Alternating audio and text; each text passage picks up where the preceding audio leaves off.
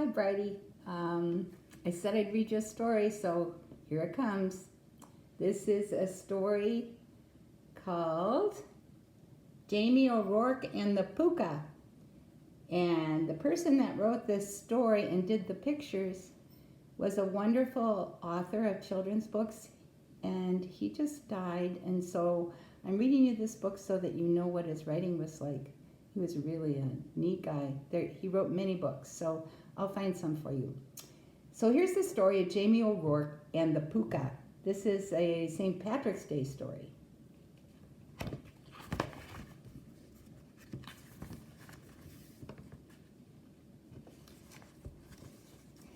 Jamie O'Rourke, Eileen said. Wake up, I've something to tell you. Jamie, who was the laziest man in all of Ireland, was sleeping in the warm sun outside their cottage. His wife gave him a shake. Wake up, for heaven's sake, Eileen said again. I'm not sleeping, Jamie answered with a yawn. Sure, I was sitting here thinking. There he is, sitting there thinking.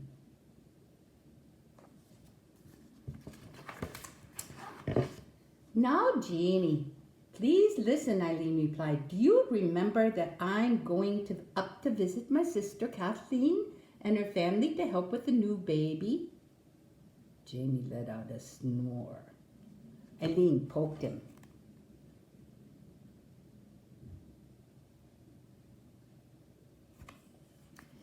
What are you doing, woman? Can't you see I'm right in the middle of solving a great problem? Jamie answered. Well, now that all the fine thoughts I was having have clear flown out of me head, you might as well tell me what's going on.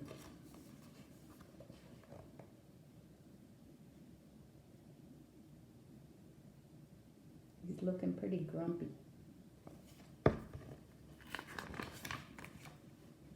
Eileen explained to Jamie, for the 40th time most likely, that she was off to Kathleen's and would be there for the better part of a week. Now, Eileen went on, I've cleaned the cottage from top to bottom. I've cooked all kinds of good things and put them in the larder. All you have to do is the washing up each night and give a quick swipe of the broom every now and then. She's showing him all the good food in the cupboard. Sometimes in other places they call it the larder.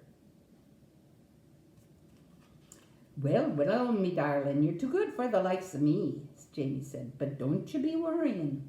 I'll take good care of everything so's you won't even know you've been away.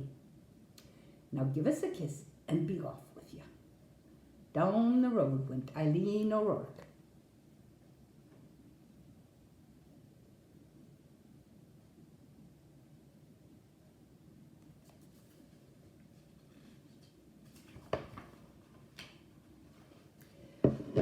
All of this commotion has made me as tired as a farmer plowing 5 fields, Jamie said to himself.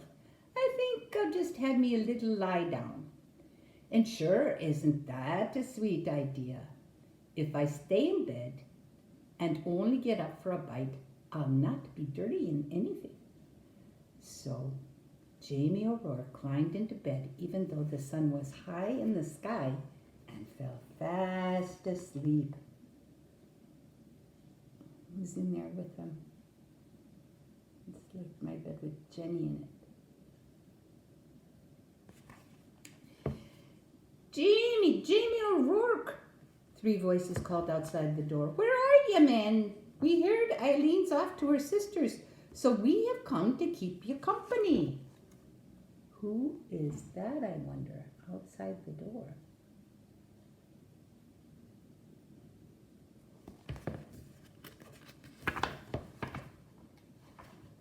Jamie woke up and recognized the voices of his cronies, Patrick, Michael, and Seamus. Jamie got out of bed, and since he hadn't taken off his clothes, he didn't have to be putting them on again. Come in, lads, Jamie said, opening the door. The sun was sinking behind the hills. There's all his buddies. They're all wearing different hats. Well, what do we have here? Jamie asked, pointing at a crockery jug. This is the finest cider you'll taste this side of the county, Patrick said. Get some mugs, Michael said. And some grub, Seamus said. He knew that Eileen wouldn't leave Jamie without plenty of good things to eat.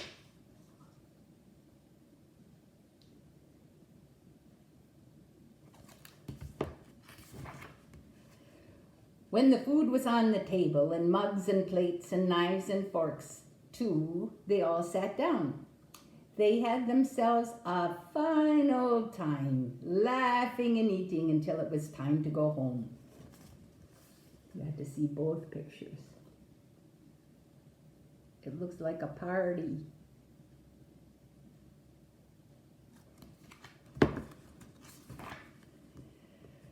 Well, the three friends told Jamie, we'll be heading down the hill, and you'll be wanting to get your rest, Jamie. Tomorrow you'll be having a busy morning cleaning up all this mess. Aye, that's the truth, lads, Jamie said, looking around. But the mere sight of the messy cottage made him the most tired man in all of Ireland, as well as the laziest. So he went to bed. Look at that mess. Oh my goodness.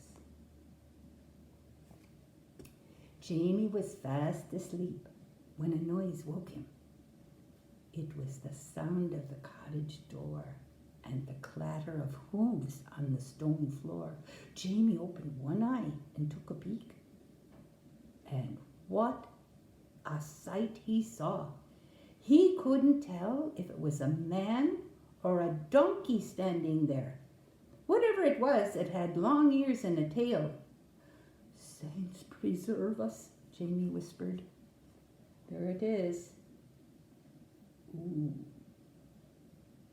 that's funny looking. I may as well begin first as last, the creature, who was a Pooka, said out loud to himself. He stirred the fire, poured some water into a big pot and put it on the fire. As soon as the water was hot, the Pooka washed the dishes, the mugs, and the cutlery. He put the leftovers in proper dishes and back into the larder. He swept the floor and gave the fire a good raking. Then the Pooka left the house with such a slam of the door, Jamie nearly fell out of bed. What a nice Pooka. Daddy needs a Pooka at your house, huh? To help him with all the chores. Here's another. I missed this picture for you. I hope I'm showing you right. There we go. The next evening when Patrick, Michael, and Seamus came by with a fresh jug of cider, they were amazed to see the cottage as if Eileen had been there. How did all this happen, they asked. Well, me lads, Jamie replied, I got up with the birds and cleaned it all up just like any good husband would do when his darling wife is away. Patrick, Michael, and Seamus looked at each other. They didn't really believe Jamie, but there it was. So the four friends had another grand time, just like the night before.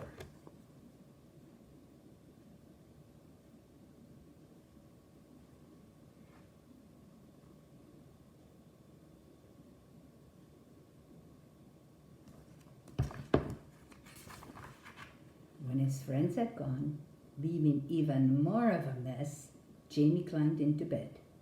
But instead of falling asleep, he waited under the covers. Sure enough, the door opened and the Pooka was back, cleaning up everything fast and furiously.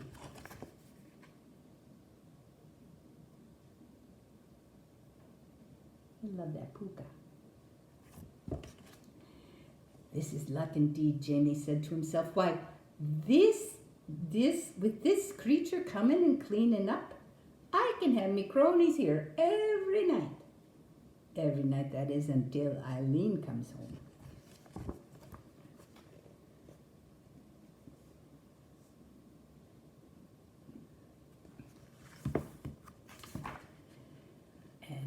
guess what he did?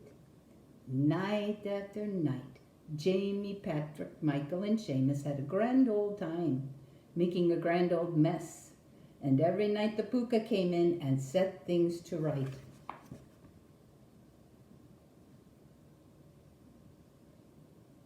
That Pooka's a little scary looking. By the end of the week, Jamie was curious about this accommodating creature, so he decided to stay up and have a chat with him. He was a little scared when the Pooka came in and went right to the fire. But he took a deep breath, swallowed a mouthful of cider for courage, and spoke up. Now then, sir, if I'm not taking a liberty, might I be known who you are and why you are so kind as to do the cleaning up each night after me friends and myself?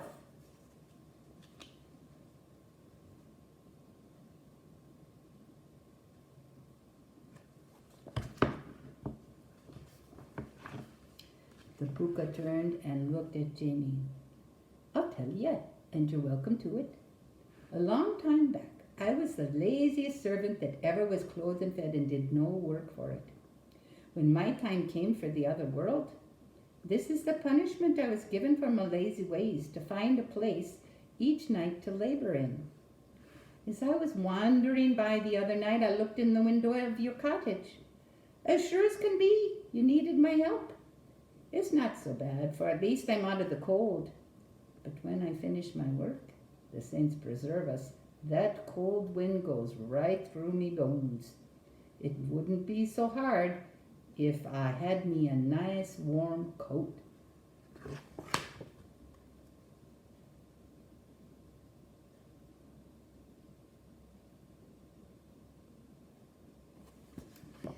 Well, well, Jamie thought, I can probably help the poor creature out.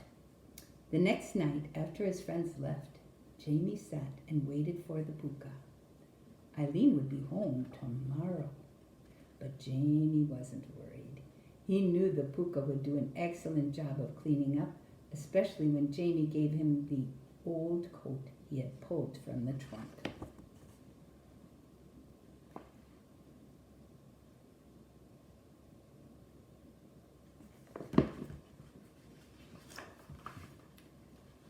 As soon as the Pooka came in, Jamie showed him the coat. He helped him into it and buttoned it up. The Pooka went to the mirror. He was most pleased with what he saw.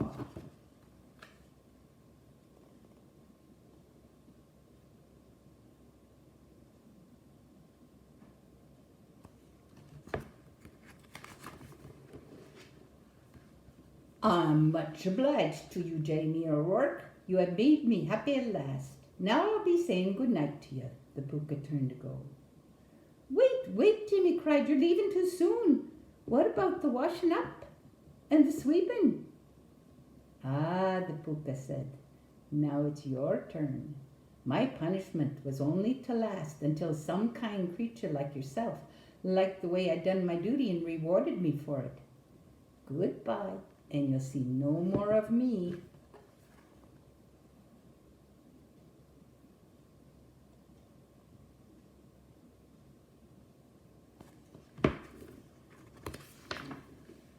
The Pooka left, and there was Jamie with the mess.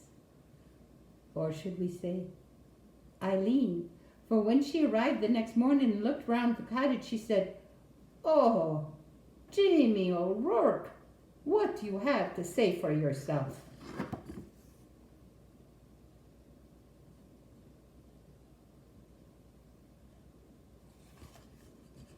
But Jamie said nothing. He was too busy thinking he shouldn't have been in such a hurry to reward that ungrateful Pooka.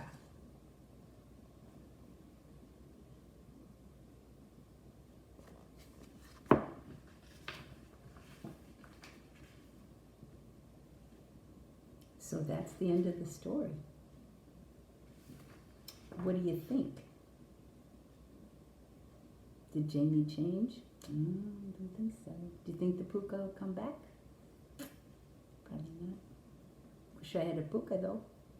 Wish I could see you. Maybe this weekend. Love you, honey. Bye-bye.